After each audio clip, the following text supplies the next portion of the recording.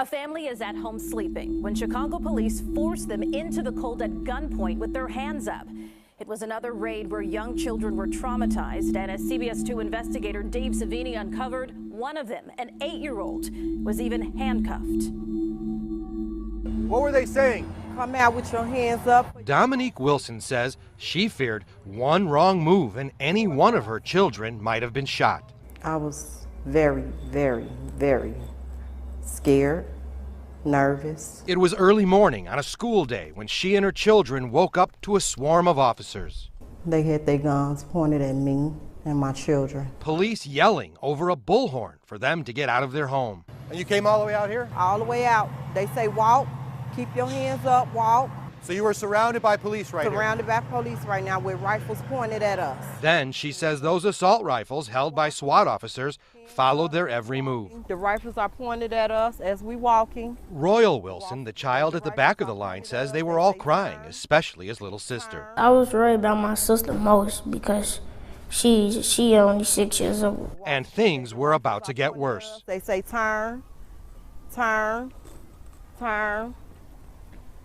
Now you're all out here in the street. We all out here in the street. That's when the children watched their mom get handcuffed. But then officers started to hone in on 8-year-old Royal. I didn't know what was going to happen. He says they grabbed him by his wrists and cuffed him too. They made me stand up straight and my hands was behind my back and they had them tight. And you were handcuffed like that on the street? Yes. What did it do to you to see him handcuffed? It took the breath out of me. My legs were shaking. You're just a third grader. Yes. So why were police there? According to the complaint for search warrant, a confidential informant told them there were illegal guns in the home. And based on that John Doe's word, the search warrant was granted. But it was bad information and there were no guns found in any rooms. So the family said police then started tearing apart the ceiling. Meanwhile, the 8-year-old was still cuffed. And then you had them there for how long? 30. 30 minutes? Yes. For nearly a year, the CBS 2 investigators have been exposing an alarming pattern of police traumatizing children during other wrong raids, swearing at children, pointing guns at them, and handcuffing innocent parents and relatives in front of them. We can't continue to have that happen. Newly elected Mayor Lori Lightfoot, who during CBS 2's mayoral debate in March responded to our investigative findings and even called for accountability within the police department when it comes to these raids. And that's something that the superintendent has to own and take responsibility for. What did you think might happen to you? I didn't know.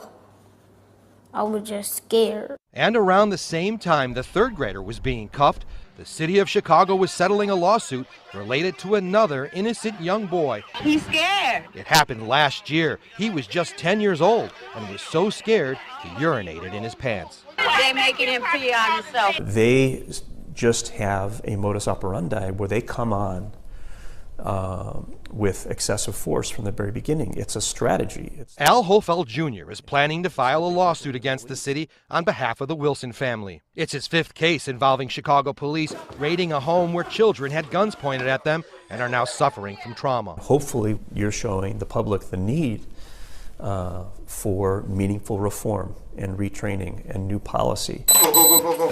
In fact, our ongoing CBS 2 investigation into how wrong police raids affect children has led to proposed legislation. House Bill 51 outlines steps officers would have to take when children are present during police activity to make sure they're safe from harm, both psychologically I'd be waking up in the middle of the night. and physically. Royal said police even hurt him by putting on the cuffs too tight. And you got a bruise?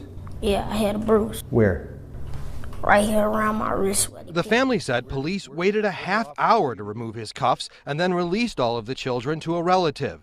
The adults, including Dominique, 2 other sons, both adults, and their girlfriends, remained held outside for a total of 2 hours, even though it was raining and just 37 degrees. We wet, soaking wet? Soaking wet. Meanwhile, here's what police were doing inside to their ceiling, smashing through drywall in their hallway and bedrooms, ripping apart the ceiling as police kept searching for weapons. So what did they find? Nothing. So they raided your home, pointed guns at your kids, and they blew out your ceiling to search for guns, and they found nothing. Nothing. According to the search warrant, the informant claimed one of her adult sons who was visiting had guns in the house, but there were none, and no one was arrested. Where were the rifles pointed? Towards us. But it's the treatment of children by police that really angers this mom. No one should get treated the way that me and my family and all these other families got treated. These are children that's being traumatized.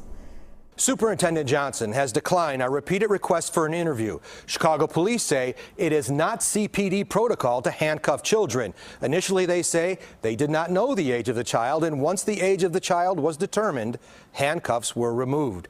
Back in February, Chicago's finest mistakenly raided a 4-year-old's birthday party with their guns drawn.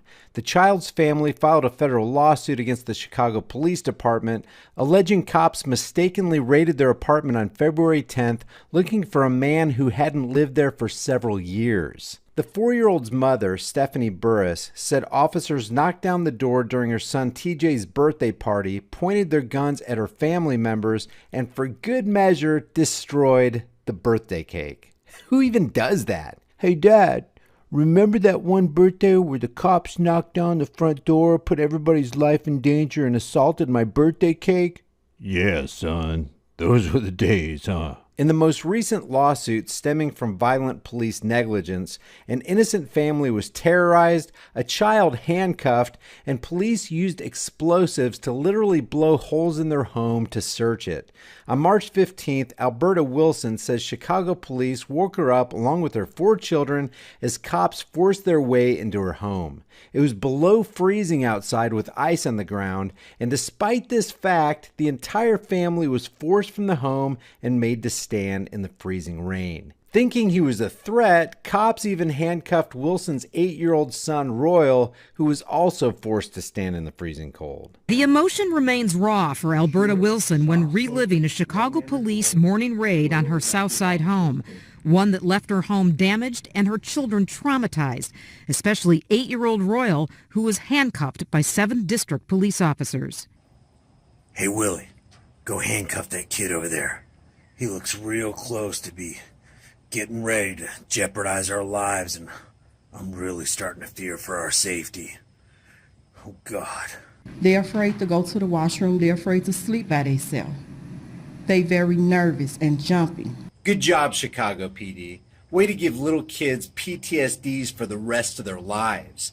Don't you have some rapists or murderers you need to take care of?